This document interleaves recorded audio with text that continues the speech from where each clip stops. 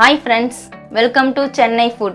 இன்னைக்கு நாம குலோப் ஜாமுன் எப்படி செய்யறதுன்னு பார்க்க போறோம். வாங்க பார்க்கலாம். வீடியோக்குள்ள போறதுக்கு முன்னாடி வீடியோக்கு கீழே இருக்கிற subscribe பட்டனை கிளிக் பண்ணி subscribe பண்ணுங்க.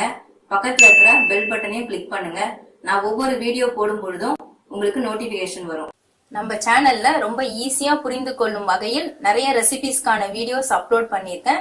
அதையும் போயிட்டு செக் பண்ணி பாருங்க. குலோப் ஜாமுன் செய்யறதுக்காக நான் இன்ஸ்டன்ட் குலோப் ஜாமுன் மிக்ஸ் எடுத்திருக்கேன். 200 கிராம் அளவு இருக்குது. இதை நாம கட் பண்ணி பவுல்ல மாத்திக்கலாம்.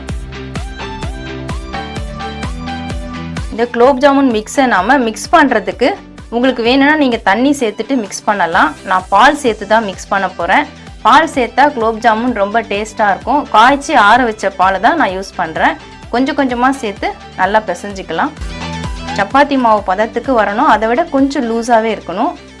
குலோப் ஜாமுன் மிக்ஸை நான் பால் சேர்த்து பாருங்கள் நல்லா சாஃப்டாக சப்பாத்தி மாவை விட கொஞ்சம் லூஸாகவே பிசைஞ்சு எடுத்திருக்கேன். இந்த சின்ன டம்ளரில் நான் 1 டம்ளர் பால் எடுத்திருந்தேன். அதில் 3/4 டம்ளருக்கு மேலே எனக்கு பால் செலவாயிருக்கு. இது ஒவ்வொரு பிராண்டை பொறுத்து இருக்குது. நான் ஆசீர்வாத் பிராண்ட் எடுத்திருக்கேன், அதனால் எனக்கு இவ்வளவு பால் செலவாயிருக்கு. நீங்கள் பால் சேர்க்கும் பொழுது இல்லை தண்ணி சேர்க்கும் பொழுது பார்த்து கொஞ்சம் கொஞ்சமாக சேர்த்து பிசைஞ்சிக்கோங்க. ஏன்னா ஒவ்வொரு பிராண்டுக்கு ஒரு மாதிரி அளவில் தண்ணி பால் அதுக்கு சேர்க்க வேண்டியிருக்கும். இப்போ இந்த மாவை நம்ம ஒரு 10 நிமிஷம் ஊற விட்டுடலாம். குலோப் ஜாமுன் மிக்ஸை பிசைஞ்சு வச்சு 10 நிமிஷம் நாம் ஊற விட்டுட்டோம். அது ஊறதுக்கு 10 நிமிஷம் ஆகும். அதுக்குள்ளார நாம் குலோப் ஜாமுனுக்கு தேவையான ஜீராவை ரெடி பண்ணிக்கலாம். ஜீரா ரெடி பண்ணுறதுக்காக நான் பேன் எடுத்திருக்கேன். பேக்கிங்கில் 800 கிராம் சர்க்கரை சேர்க்கணும்னு சொல்லியிருக்காங்க. உங்களுக்கு வேணும்னா நீங்கள் 800 கிராம் சர்க்கரை சேர்த்துக்கோங்க. நான் 600 கிராம் தான் சர்க்கரை எடுத்திருக்கேன். ஏன்னா ஜீரா ரொம்ப அதிகமாகிடும். 600 கிராம் சர்க்கரையே அதுக்கு போதுமானதாக இருக்கும். இந்த சர்க்கரையை இந்த பாத்திரத்தில் நான் சேர்த்து விட்டுறேன். சர்க்கரை எந்த அளவு எடுக்கிறோமோ அதே அளவுக்கு தண்ணி எடுத்துக்கணும். நான் இந்த டம்ளரில் 3 டம்ளர் சர்க்கரை எடுத்தேன். அதனால் இதே டம்ளரில் 3 டம்ளர் தண்ணியை நம்ம அளந்து ஊற்றிக்கலாம். எந்த டம்ளரில் நம்ம சர்க்கரை எடுக்கிறோமோ அதே டம்ளரில் தண்ணி எடுத்துக்கிட்டா தான் ஜீரா நல்லா பதமாக நல்லா இருக்கும். இப்போ இதை நம்ம அடுப்பில் வச்சுட்டு ஜீரா ரெடி பண்ணிக்கலாம். சர்க்கரை தண்ணி ரெண்டையும் சேர்த்து விட்டு கொதிக்கிற வரைக்கும் ஹை ஃப்ளேமில் வச்சுக்கோங்க. சர்க்கரை இப்போ நல்லா கரைஞ்சிடுச்சு. ஜீரா நல்லா கொதிக்க ஆரம்பிச்சிருச்சு. நல்லா கொதிக்க ஆரம்பித்த உடனே அடுப்பை சிம்மில் வச்சுருங்க. ஒரு 10 நிமிஷம் சிம்லேயே வச்சு கொதிக்க விட்டாலே ஜீரா நல்லா கம்பி பதத்துக்கு வந்துடும். கம்பி பதத்துக்கு வந்த உடனே நாம் அடுப்பை ஆஃப் பண்ணிடலாம். ஜீராவை அடுப்பில் வச்சு 15 நிமிஷம் ஆயிடுச்சு. இப்போ கம்பி பதம் வந்துருச்சான்னு பார்ப்போம். இது மாதிரி கரண்டியில் சுழட்டி விட்டுட்டு கொஞ்சமாக ஒரு ட்ராப் எடுத்துட்டு இந்த 2 விரலில் இப்படி வச்சு பாருங்கள். நூலழை மாதிரி நடுவில் வரும். அதுதான் ஒரு கம்பி பதம்.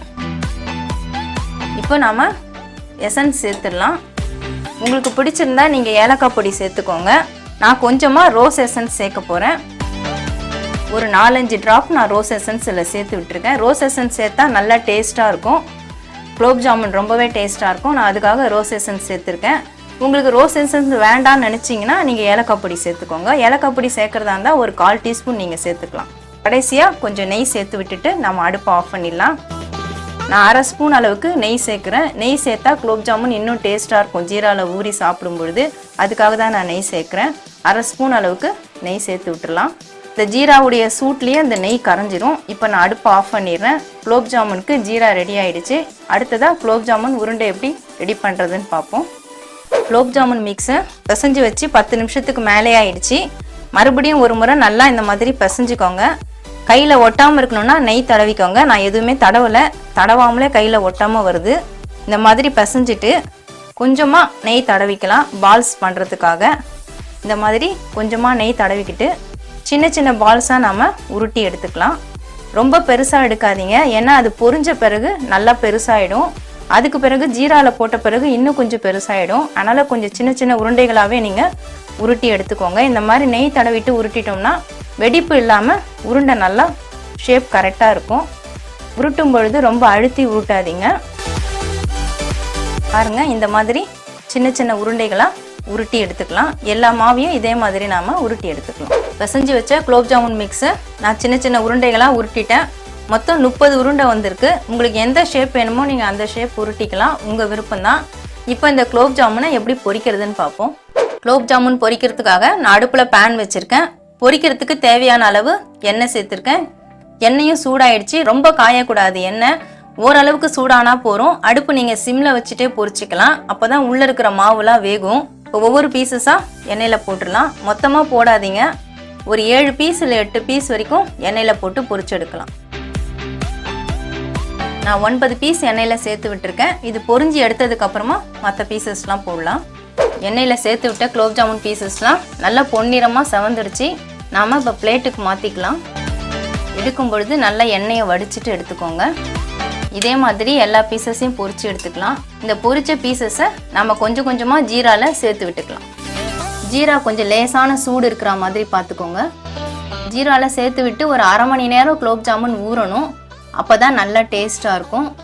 ரெடி பண்ண குலோப் ஜாமுன் பால்ஸ் எல்லாத்தையும் நான் எண்ணெயில் பொரிச்சிட்டு ஜீராவில் சேர்த்துட்டேன். ரொம்பவே சூப்பராக வந்திருக்கு பாருங்கள். நல்லா கலர்ஃபுல்லாக இருக்குது. ரொம்ப டேஸ்ட்டாக இருக்கும். நீங்களும் இதே மாதிரி இன்ஸ்டன்ட் குலோப் ஜாமுன் மிக்ஸ் வாங்கி வீட்டிலே செஞ்சு பாருங்கள். ரொம்ப டேஸ்டான ஒரு குலோப் ஜாமுனை ரொம்ப ஈஸியாக வீட்டிலே நாம் செஞ்சு சாப்பிடலாம். நீங்களும் ட்ரை பண்ணி பாருங்கள். இனிப்பான சுவையான குலோப் ஜாமுன் ரெடி. உங்களுக்கு இந்த வீடியோ பிடிச்சிருந்தா லைக் பண்ணுங்க, ஷேர் பண்ணுங்க, சப்ஸ்கிரைப் பண்ணுங்க. சப்ஸ்கிரைப் பண்ணவங்க மறக்காம பெல் பட்டனை கிளிக் பண்ணுங்க. இந்த வீடியோல ஏதாவது டவுட்ஸ் இருந்ததுன்னா கமெண்ட்ஸ்ல கேளுங்க. நன்றி, வணக்கம். நம்ம சேனல்ல ரொம்ப ஈஸியா புரிந்து கொள்ளும் வகையில் நிறைய ரெசிபிஸ்க்கான வீடியோஸ் அப்லோட் பண்ணியிருக்கேன். அதையும் போயிட்டு செக் பண்ணி பாருங்க.